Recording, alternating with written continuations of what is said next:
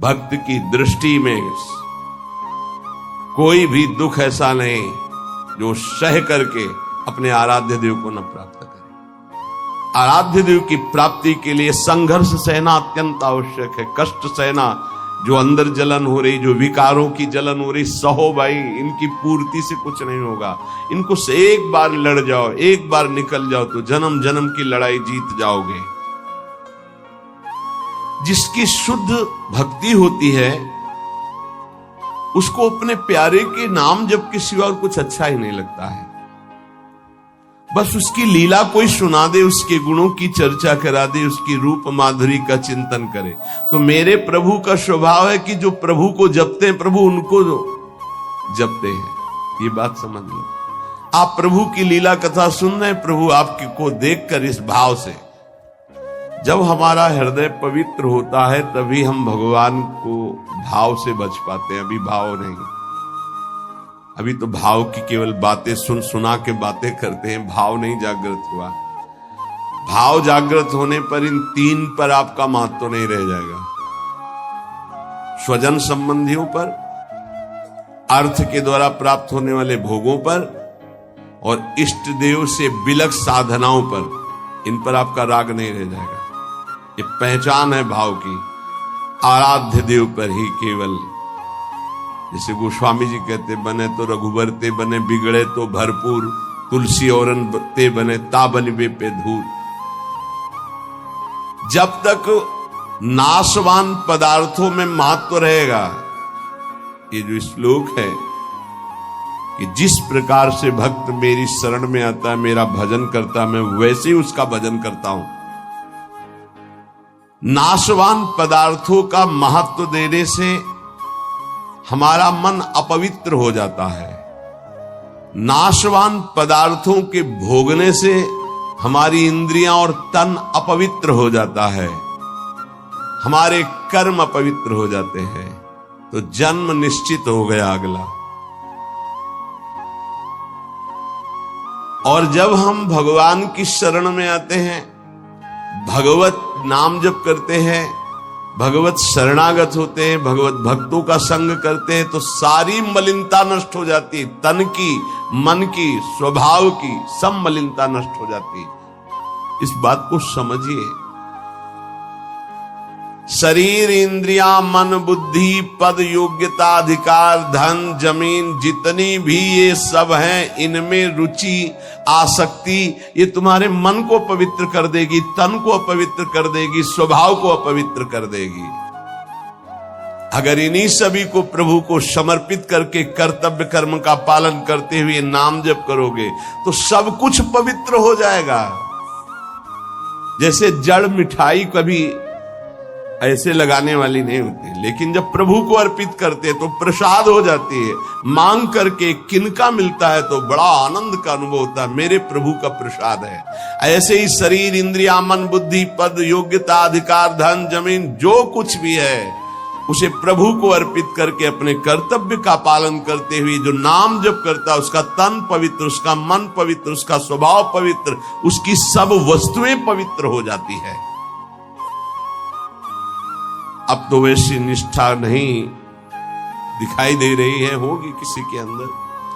पहले महापुरुषों में देखा, जैसे श्री चतुर्भुजदास जी महाराज, जो सेवक जी के मित्र थे। अगर जिस गांव में गए वहां अगर वैष्णव नहीं है, कंठी तिलकधारी, तो उस गांव के कुएं का पानी भी नहीं पिएंगे, ऐसी निष्ठा रखते थे। यहां एक भी वैष्णव नगर में नहीं थे। नगर क्या है, ये भूतों का डेरा है। फिर जहां भगवान का भक्त नहीं, भगवान का भजन नहीं, नाम कीर्तन नहीं, उस नगर का पानी नहीं पीते थे। ये उनके चरित्र में आया है। बहुत पवित्रता का निर्वाह महापुरुष जन भजन के लिए करते थे। गले में कंठी नहीं, मस्तक पे तिलक नहीं, तो हाथ से पानी पीने की रुचि नहीं। ऐसी निष्ठा, निष्ठा में ही तो सब। इसी निष्ठा का प्रभाव दैवी शक्ति को भी परास्त कर दिया। एक दिन एक नगर से निकल रहे थे तो देखा एक आदमी चिल्ला रहा था, रो रहा था, उसके हाथ पीछे बंधे हुए थे और बड़ा ढोल नगाड़ा बज रहा था, उसको घसीटते हुए ले जा रहे थे। चतुर्भुज दास जी मंडली के सहित मुरली मनोहर अपने ठाकुर को लेकर मुरलीधर को वो विचरण करते थे। तो उन्होंने लोगों से पूछा, ये आदमी इतना त्राहिमाम बोल रहा है, इसका कोई साथ क्यों नहीं दे रहा है, इसको क्या? तो बोले ये देवी के बलि चढ़ाने के लिए ले जाएगा। देवी की बलि? कहाँ है मंदिर? गांव के बाहर है। वाह, पहले उसको रुकवा दिया। इतना भजन का तेज था, वो रुकवा दिया और दरवाजे पे गए और कहा कि तुम मां हो? कैसी मां हो जो तुम अपने बच्चों की हत्या करवाकर मुस्कुराना सीखती हो? तुम मां हो, इसका मतलब है तुम्हारे अंदर ममत्व तो नष्ट हो चुका है। चाहे कोई भी सृष्टि का जीव हो, वो तुम्हारा बेटा होता है। वो पुत्रो जायते क्वचित कुमाता न भवति। ये कैसा न्याय आपका कि आपके सामने आपके बेटे को बंदी बनाकर बलि दिया जा रहा हो, आप प्रसन्न मुद्रा में हो। वहां के पुजारी ने कहा, आप अंदर नहीं घुस सकते। बोले ये अंदर नहीं रह सकते। अब ठाकुर जी को साथ लेके तो देवी जी बाहर निकल आए। ठाकुर जी को सिंहासन पे विराजमान किया। उनके भागवतिक वैष्णव तेज भजन के प्रताप से लिखा हुआ है भक्तमाल जी में भी, जहां भी उनका चरित्र चतुर्भुज दास जी का, ऐसे हरिव्यास देवाचार्य जी। तो देवी जी ने कहा, क्या आदेश है हमारे लिए? देवी जी ने कहा, तो उनका पहले यहां के राजा को बोलो कि आज के बाद अगर यहां बलि चढ़ी तो सर्वनाश तुम ही करोगी। बोलो जाके यही। राजा को जाकर के देवी जी ने भय दिखाया और कहा, अगर आज के बाद किसी भी जीव की हमारे ऊपर बलि चढ़ाई गई तो अब हम वैष्णवी हो गई है। आज के बाद तो हाँ, अगर बलि चढ़ानी तो नारियल नींबू आदि, ये नहीं, जीवों की बलि नहीं। कंठी बांधी देवी जी के और श्री जी के चरणारविंद की आसक्ति का मंत्र दिया देवी जी को चतुर्भुज दास जी ने। ठाकुर मुरलीधर को वहां विराजमान करके नाम कीर्तन बंद करा दी, प्रथा मुक्त करवा दिया। जो बलि के लिए लाए, नाम बल, भजन बल। यदि आप प्रभु का आश्रय नहीं लिए, नाम जप नहीं कर रहे, तो यही शरीर, इंद्रियां, मन, बुद्धि, पद, योग्यता, अधिकार, धन, जमीन, ये तुम्हारे तन को मलिन, मन को मलिन, स्वभाव को मलिन और अगला जन्म निश्चित। जैसे कोई कहता है हम तो पिछले जन्म को मानते नहीं, अगले जन्म को मानते ही नहीं, तो तुम्हारे मानने न मानने से सृष्टि चल रही क्या?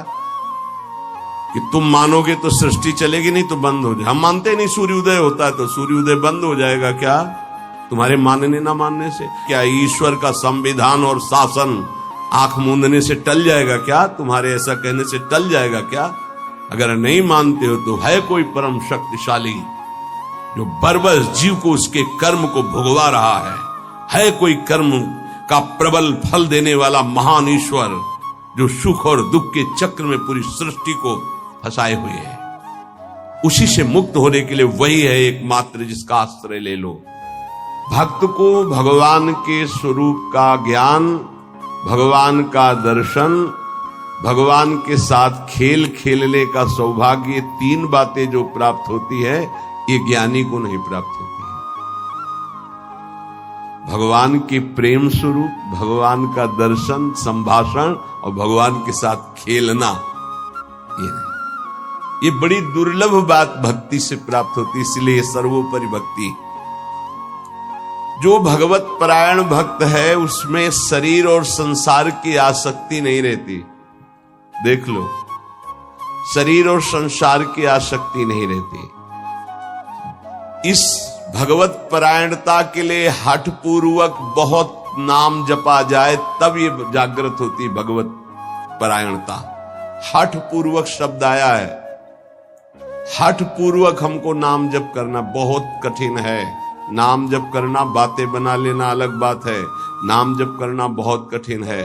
अगर नाम जप हठ पूर्वक करोगे तो संसार शरीर की आसक्ति नष्ट हो जाएगी, भगवत परायण हो जाओगे, भगवान के तत्व का ज्ञान हो जाएगा, भगवान से प्रेम हो जाएगा, भगवान का साक्षात्कार हो जाएगा, भगवान से वार्ता होगी, भगवान के साथ खेलोगे। जब भगवत परायणता जागृत होती है तो कुत्ता, गधा, चांडाल, जहां दृष्टि जाती वहां श्री कृष्ण दिखाई देते हैं। विद्या विनय संपन्ने ब्राह्मणे गविहस्तनी स्वनी च सुपाके चा पंडिता समदर्शिना, ये तत्वबोध हो जाता है भक्त को, क्योंकि उसकी दृष्टि भगवत स्वरूप हो गई तो पूरी सृष्टि भगवत स्वरूप हो गई। किसकी? जो हठ पूर्वक नाम जप करता है। हठ पूर्वक मतलब स्वाद नहीं मिल रहा, कोई रुचि नहीं, पर गुरुदेव ने कहा इसलिए मुझे जप करना ही है। जब बिना किसी प्रयास के भगवत स्मरण चलने लगे, बिना कोई अटकल लगाए कि अरे सब में भगवान है और भगवान दिखने लगे, तो समझ लेना चाहिए कि अब हमारा कार्य पूरा हो गया है। सर्वत जैसे साधक देखेगा तो पहले स्त्री पुरुष दिखाई देगा, फिर भावना करेगा कि इसमें श्री भगवान है, लेकिन परिपक्व जब हो जाएगा तो ये ढांचे नहीं दिखाई देंगे, केवल भगवान दिखाई देंगे। साधक हठ पूर्वक भजन करता है, लेकिन जब परिपक्व अवस्था आती है तो भजन करना, सोचो कितना आनंद होगा। भजन करना नहीं पड़ रहा, स्वाभाविक भजन हो रहा है, स्वाभाविक स्मरण हो रहा है। देखो, जल जड़ है, जल तत्व जड़ है, पर इस जल में जब रगड़ पैदा की जाती है तो बिजली पैदा हो जाती है। इसी प्रकार जो भक्त इस जड़ जिह्वा में नाम की रगड़ पैदा करते तो इसे आध्यात्मिक अग्नि पैदा हो जाती है। यही सब पापों को भस्म करके, संचित कर्म को भस्म करके ये भगवत प्राप्ति कराती है। ये समस्त विकारों पर विजय प्राप्त कराती है। जड़ जिह्वा पे जैसे बिजली घर्षण के द्वारा पैदा होती जल में, जल का परस्पर घर्षण होता है, उससे बिजली पैदा हो जाती है। ऐसे जिह्वा और नाम का घर्षण होता है तो एक आध्यात्मिक शक्ति पैदा होती है जो समस्त कामनाओं पर विजय प्राप्त कराती है, जो माया को पराजित करके भगवत साक्षात्कार कराती है। पकड़ो भाई, बात को पकड़ो। हमारा मन जो चाहता हो करवा लेता, हमें सामर्थ्य नहीं, वो सामर्थ्य नहीं। देखो ना बिजली कहां पैदा हुई हो, कहां तक प्रकाश कर रही है। ये बिजली पैदा होने का स्थान थोड़ी है, बिजली तो कहीं और पैदा हुई, लेकिन एक संबंध के कारण वो यहां भी प्रकाशित हो रही है। क्रम से संबंध है तो यहां प्रकाशित हो रही है। ऐसे ही रोम रोम रग रग में अध्यात्म शक्ति का प्रकाश, तो जगत में जो भी उसके सानिध्य में आएगा वो अध्यात्म शक्ति संपन्न हो जाएगा। ये बिजली पैदा करो, बिजली तुम्हारे अंदर वो सामर्थ्य है कि तुम ये आध्यात्मिक शक्ति प्रकाशित कर सकते हो। क्या करो? बोले इस जड़ जिह्वा में नाम को रगड़ो, इसी से बिजली पैदा हो जाएगी। बहुत संघर्ष करता है तब भाव का प्रादुर्भाव हो जाता है। ये यथा माम प्रपद्यन्ते तास तथैव भजाम्यहम् मम वर्तमानो वर्तन्ते मनुष्या पार्थ सर्वशा। भक्त भगवान की जिस भाव से, जिस संबंध से उपासना करता है, भगवान वैसा ही दर्शन देते हैं। देख लो, जब जहां जैसा भक्तों ने भाव किया, भगवान वैसी ही लीला की। ऐश्वर्य भाव रखोगे तो ऐश्वर्य दिखाई देंगे, माधुर्य भाव रखोगे तो माधुर्य दिखाई देंगे। भगवान उसी प्रकार से भक्त के अनुभव में आते हैं जो जैसा भगवान के प्रति भाव रखता है। कोई भक्त भगवान को अपना गुरु मानता है तो भगवान श्रेष्ठ गुरु रूप में आ जाते हैं। अगर कोई भगवान को शिष्य मानता है ऐसे संत महात्मा जन जो भगवान को शिष्य मानते हैं, तो भगवान एक श्रेष्ठ शिष्य बन जाते हैं। देखो, संदीपनी जी के शिष्य बने, विश्वामित्र जी के चरण चापे, वशिष्ठ जी के समीप बैठकर शिष्यत्व स्वीकार कर योग वासिष्ठ का प्रवचन सुना। यदि भगवान को माता माना जाए तो भगवान माता रूप में अनुभव देते हैं, भगवान को पिता माना जाए तो भगवान पिता रूप में अनुभव देते हैं, भगवान को पुत्र माना जाए तो भगवान पुत्र रूप में अनुभव। देखो, एक दिन देवर्षि नारद जी दर्शन करने गए नंद महल में, तो देखा मोटी डेहरी बाबा की डेहरी, तो उसको लालजू महाराज लांघना चाहते थे, दरवाजे के बाहर खेलने जाना चाहते थे। अभी खड़े होना ठीक से आया नहीं था, घुटनों के बल चल रहे थे, तो ऐसे चलते हुए घुटनों के बल ऊपर ऐसे देहली के हुए, चरण ऊपर उठ गए, हाथ ऐसे हो गए, अब देहली के बीच में टंगे हुए और रो रहे हैं। नारद जी ने देखा, साष्टांग दंडवत किया, बोले प्रभु देहली पार कर दे क्या? बोले जानते नहीं हो क्या हमारे लिए देहली? उन्हें बोले जानते हैं प्रभु, वामन अवतार में एक चरण बढ़ाया था तो ब्रह्मलोक तक गया था। तो बोले तुम जानते हो ना ये तुम्हारे लिए लीला नहीं है, मुझे पुत्र भाव से उन लोगों ने भजा है तो उनकी सुख के लिए मैं लीला करूं। चलो बीणा लो और दूर खड़े होकर के दर्शन लो। रोने मैया मैया मैया भागती हुई आई, अरे मेरे लाला, उठाया गोद में और दासियों को डांट रही, तुम लोग ध्यान नहीं देते, देखो लाला मेरा कष्ट। मैया की गोद में। अगर कोई मुझे पुत्र मानता, देखो जगत को एक क्षण में रचने वाले पिता, उनको पुत्र माना तो घुटनों के बल भक्त के आंगन में चल रहे। जगत का भरण पोषण करने वाले प्रभु का भरण पोषण यशोदा मैया के वक्षा स्थल के दुग्ध से होता है। कैसा भाव का खेल है। ये बड़ा सुंदर स्वरूप है। जब यशोदा मैया छड़ी लेकर, बहुत उपद्रवी हो गया है। लालजू महाराज ने देखा आज तो पिटेंगे, मैया आवेश में है, ऐसे दोनों हाथ से ऐसे, तो पूरा काजल गाल में, कितनी सुंदर शोभा, विशाल नेत्र है ना, एक बूंद आंसू नहीं, और रोते जा रहे, मैया की तरफ भयचकित देख रहे हैं, दया आ जाए छड़ी ना। कौन है? भ्रकुट टीढ़ी कर दे तो भय को भी भयभीत कर देने वाले प्रभु। ये देखो भाव देश का स्वरूप देखो। अरे छठी के दिन इतनी विशाल पूतना को भी, तो इनके लिए कोई भय है क्या? लेकिन भाव का देखो खेल। मैया ने पुत्र माना तो प्रभु वैसे ही लीला दर्शा रहे हैं। अरे और तो और बात जाने दो, यदि भगवान को नौकर मान लो तो वो नौकर भी बनता है। वो कह रहे हैं कि नौकर बनू हजार। कैसे? त्रिलोचन जी के यहाँ, एकनाथ जी के यहाँ श्रीखंडिया के रूप में, माधवदास बाबा के यहाँ स्वयं जगन्नाथ जी सेवक ही बने हुए तो लगे ही। ये ऐसे भगवान से यदि अपनापन करके कोई भाव कर लो, वो आपको अनुभव कराए। सच्ची कहते तुम पहचान नहीं पा रहे, रोज तुमसे मिलता है वो, हर क्षण तुमको देखता है क्योंकि तुम भक्त हो उनके, लेकिन तुम्हारे अंदर वो दृष्टि नहीं आई इसलिए नहीं देख पाते। रोज मिलता है छलिया, वो रोज मिलता है वेश बदल कर। इसीलिए हर समय सावधान रहो, पता नहीं किस रूप में मेरा प्रीतम आकर के कहीं चूक ना हो जाए। त्रिलोचन जी के हृदय में था कोई ऐसा साधु सेवी मिले, क्योंकि मुझे इतना समय नहीं मिलता कि मैं संतों के पास बैठूं, उनके मन की बात पूछूं, फिर वैसा उनकी सेवा करूं। व्यवस्था सब हो जाएगी, कोई ऐसा नौकर नहीं। भक्त के अंदर की कोई भी इच्छा भगवान अधूरी नहीं छोड़ते। मुझे कोई नौकर रख ले, 14 वर्ष की अवस्था, नौ किशोर अवस्था, मलिन वस्त्र धारण किए हुए, फटे पुराने, ऐसे जैसे नौकर धारण करते हैं, सामने से निकले। और जगह बोलते जाके नहीं, केवल त्रिलोचन जी के दरवाजे में बोल सकते हैं ये कि मुझे नौकर रख ले, और किसी की हिम्मत ही नहीं। ब्रह्मा की भी हिम्मत नहीं, ब्रह्मा की भी हिम्मत नहीं कि इनकी तरफ ऐसे भाव से दे। ये भक्तों का खेल है। त्रिलोचन जी आओ आओ, हमें तो जरूरत है एक नौकर की, बस संत सेवा करवाने के लिए। आप क्या कर लेते हो?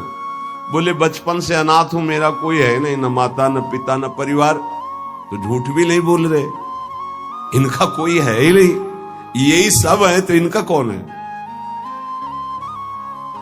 बड़ा विचित्र खेल। भगवान शंकर का ब्याह हो रहा है, शाखोच्चार बुलवाया जाता है पीढ़ी के कुल परंपरागत। आ गया, हाँ आप अपने पिता का नाम लीजिए। भगवान शंकर ने कहा हम किसका नाम ले पिता के रूप में? चलो, ब्रह्मा जी की भ्रकुट से रुद्रावतार होता है, उनका ब्रह्मा जी पिता ब्रह्मा, और पितामह अभेद है हरि और हर, पर चलो भगवान हरि की नाभि कमल से ब्रह्मा जी की भ्रकुटी से रुद्रावतार, तो कहा हरि। प्रपितामह बोले शंकर। बाप बाबा के बाप बाबा है, अब उनके आगे कोई है नहीं तो क्या, बोलो प्रपितामह में शंकर को बोलो। नहीं वो तो पहले बुलवाया है ना आपने, तो बोले पहले भी हमें, बाद में भी हमें, बीच में भी हमें। ये हैं इनका, तो इनकी हर बात सत्य होती है। कह रहे हैं कि मैं अनाथ हूं, क्यों? ये सबके दीनानाथ है, इनका नाथ कौन हो सकता है? मेरे परिवार में कोई नहीं है, क्योंकि यही सबके परिवार है, इनका परिवार कौन? चराचर जगत वही खुद बने हुए हैं। मेरे माता पिता ने, क्योंकि सबके माता पिता हैं। अच्छा, तो बचपन से हमको सेवा में बड़ी प्रवीणता है, हर कला हमको आती, पर साधु सेवा विशेष हमें रुचिकर है। अच्छा, तो तुम भोजन बना लेते हो? बोले एक बार बनवा दो, अगर संत अंगुली न चाटे तो बताना, इतना सुंदर। फीस क्या लोगे? पेमेंट क्या है आपकी? पेमेंट तो हम पैसे तो लेते नहीं, हमारी रुचि नहीं रहती पैसे। लक्ष्मी जी चरण चापती, भगवान उधर नहीं देखते। नहीं तो आप कुछ तो होगी। बोले हाँ, थोड़ा भोजन ज्यादा पाते हैं। जितना हम भोजन पाएंगे तुम्हारी पत्नी पीसेगी, उसी के हाथ का पिसा पाएंगे, वही हमारे लिए बनाएगी। और 1000 संत आ जाएंगे, उनकी व्यवस्था हम करेंगे, तुम निश्चिंत रहो, कभी शिकायत नहीं मिलेगी। पत्नी से कहा समस्या का समाधान तुम ही हो। तो उनका कितना? आधा किलो आटे की रोटी पाएंगे। तो उनका इस भूल में मत रहना, अगर हम भरपेट पाएंगे तो 3-4 किलो तक पहुंच सकता है, हमें पीसना पड़ेगा। बोले शर्त है, अगर इतना कर सकती हो तो। और कभी किसी से कहोगी नहीं, अगर कह दिया तो फिर मैं नौकरी में नहीं रहूंगा। त्रिलोचन जी ने पत्नी से कहा बहुत सेवा की भावना हमारे अंदर थी, ये पुष्ट हो जाएगी इससे, तुम इतना स्वीकार कर लो। ठीक है, दोनों टाइम का भोजन हम बना के पीस के तुम्हें पवाएंगी, और तुम संत सेवा। भगवान जैसे किसी के उस मन में चल रहा है कि आज बढ़िया कढ़ी बनती है ऐसी ऐसी, तो भगवान वैसे ही बना के सबकी सेवा में रत। अब तो वहां संत समाज आती, खूब नाम कीर्तन, खूब कथा।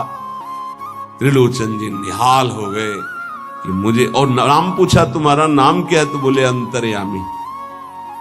अंतर्यामी, जब से अंतर्यामी ये सेवक पधारा, तब से जो संत सेवा हुई, मन नाच पड़ा। भगवान को बार बार धन्यवाद देते, प्रभु ऐसा सेवक भेज दिया। और ये नहीं समझ पा रहे थे कि जिनको धन्यवाद दे रहे वही है ये।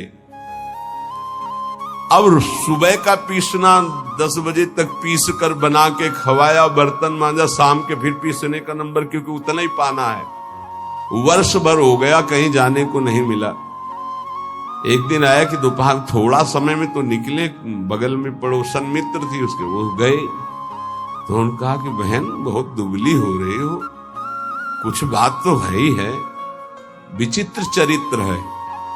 वो यही कहेंगे, कहना नहीं किसी से, पूरी बात ऐसे फैल जाएगी, क्योंकि महाराज ये स्वभाव रखा गया है।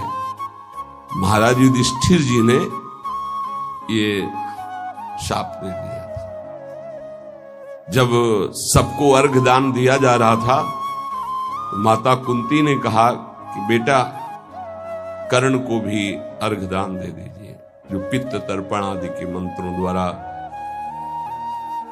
तो उनका उसके कारण ही पूरे वंश का, कौरवों के विनाश हो गया। अगर वो साथ ना देता तो कभी हमसे युद्ध ही नहीं होता। ऐसे विपक्षी के लिए आप कैसे बोल दिए कि आप उसको पित्त तर्पण करो इस समय? माता आपकी बुद्धि कैसा निर्णय कर रही है? ऐसे धूर्त को तुम कह रहे हो कि मैं, जो द्रौपदी के लिए गंदे वचन बोला, जिसके बल से बलवान होकर दुर्योधन ने युद्ध किया, न जाने क्या क्या कष्ट सहना पड़ा। उनका बेटा तुमसे छुपाया था एक बात है। क्या? वो तुम्हारा बड़ा भाई है, कर्ण मेरा बड़ा भाई। तब उन्होंने कहा, मां अगर तुम इतना कह देती तो मैं पैर छूकर जे ही उसके सामने झुकता तो पूरा बच जाता, राज समाज नहीं मारा जाता, क्योंकि उसी के बल से दुर्योधन बलवान होकर लड़ रहा था। हमें कोई वैर होता ही नहीं। जब कर्ण को हम अपना राज्य दे देते तो दुर्योधन का मित्र ही था, कोई झगड़ा ही नहीं होता। मां ये बात पहले क्यों नहीं बताई? आज से मैं शाप देता हूं, कोई भी विशेष गुप्त बात माताओं के हृदय में न टिके। सांसारिक बात की क्षमता को सह पाना कोई महाभागवत की ही बात है। तो उन्होंने कहा कि कहना नहीं। मैं बोले, दीदी तुम विश्वास मानो, कभी कहा है हमने? बोले, एक नौकर आया है, बस कहना नहीं। बोले, नहीं किसी से। एक नौकर आया है, वो बहुत सेवा करता है पर खाता बहुत है, और उसको बना बना के हम ही को खवाना होता है, इसलिए हम दुबली भी हो गए, तुमसे मिलने भी नहीं आ पाए। लेकिन कहना नहीं, वो चला जाएगा। जब लौट के आई तो हाँ नहीं थे, अंतर्यामी भगवान ने। त्रिलोचन जी तो, हाँ अंतर्यामी कहाँ गए? खूब ढूंढा, नहीं मिले, बहुत विकल होके रो रहे थे। उसी समय उसी रूप में भगवान प्रकट हुए। मालिक, अरे अंतर्यामी, जो ही नजदीक जाने की कोशिश तो देखा ललित त्रिभंगी भगवान से। प्रभु आप। बोले, मैं ही तो था, तुम क्या समझते तुम्हारा कोई और नौकर था? मैं ही नौकर था। मैं तुम्हारी इच्छा की पूर्ति के लिए स्वयं नौकर बना हूं। अगर आपका भाव बन जाए भगवान के प्रति तो भगवान नौकर बन जाए। देख लो, जहां अर्जुन जी की पादुकाएं हैं वहां भगवान बैठे हैं, और जहां भगवान की पादुकाएं रखने की चौकी होती वहां भगवान शंकर सनकादि नमन करते हैं। शिव सनकादि जहां वंदना करते हैं, जिनकी चरण रखने की चौकी में, वो भगवान वहां बैठे हैं सारथी पद पे, और रथी रूप में अर्जुन भक्त बैठा है। कैसी प्रभु तर उतर कभी डार पर है, प्रभु ऐसे बैठे हैं और सब ऊपर बैठे, डाल में बैठे। प्रभु तर उतर कभी डाल पर देखिए आप। बड़ा विचित्र भगवान का कृपा प्रसाद है। जो भगवान को दोस्त मानता है तो भगवान दोस्त बन जाते हैं। जो भगवान के लिए जितना व्याकुल होता है भगवान उसके लिए उतना व्याकुल होते हैं। भगवान भक्त के बिना तभी नहीं रहते जब भक्त भगवान के बिना नहीं रह सकता। ये ध्यान रखना। आप जी रहे हो अच्छे से, वो छुपे हुए हैं। जिस दिन आप व्याकुल हो जाओगे वो छुप नहीं पाएंगे। वो बड़े प्रेमी हैं, तत्काल आपका साक्षात्कार हो जाएगा। भगवान श्री कृष्ण चंद्र कहते हैं, मुझे जो जिस भाव से भजता है। देखो अभी क्या भाव से भज रहे हो? अब भी भज रहे हो विषय भाव से, भोग भाव से। जिस भाव को आप, तो वही श्री कृष्ण बने हुए। सच्ची बात मान लो, उनके सिवा कोई नहीं बना हुआ।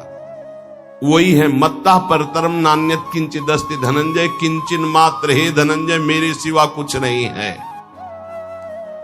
इसलिए आप भगवान से अपनापन कीजिए। जो वस्तु चाहोगे वो बन करके आपके समीप आ जाएंगे। वही है वस्तु में, व्यक्ति में, स्थान में। देखो वही बनने वाले हैं, वही बनाने वाले हैं। जो वस्तु बनी वही बने हैं। पक्का समझिए। जिस समय हमारा ज्ञान दूर हो जाएगा तो ये बात समझ में आ जाएगी। वही जैसे बछड़ा और सखाओं का अपहरण किया तो सखा भगवान बन गए, उनके कपड़े बन गए, छड़ी छीका बन गए। वैसे ही रंग के बछड़ा, उतने ही बछड़ा, उतनी आयु के, ऐसे ही भगवान चराचर जगत बने हुए हैं। इसलिए हमारे अंदर भगवत भाव जागृत हो जाए तो निष्ठा पूर्वक नाम जप करें, और तन मन की अपवित्रता को दूर करने के लिए कर्तव्य कर्म, जो हमें कर्तव्य कर्म भगवान की सृष्टि में मिला है, उसे करके भगवान को अर्पित करें। खूब नाम जप करें, जीवन की इसी में सार्थकता है। शेष चर्चा आगे।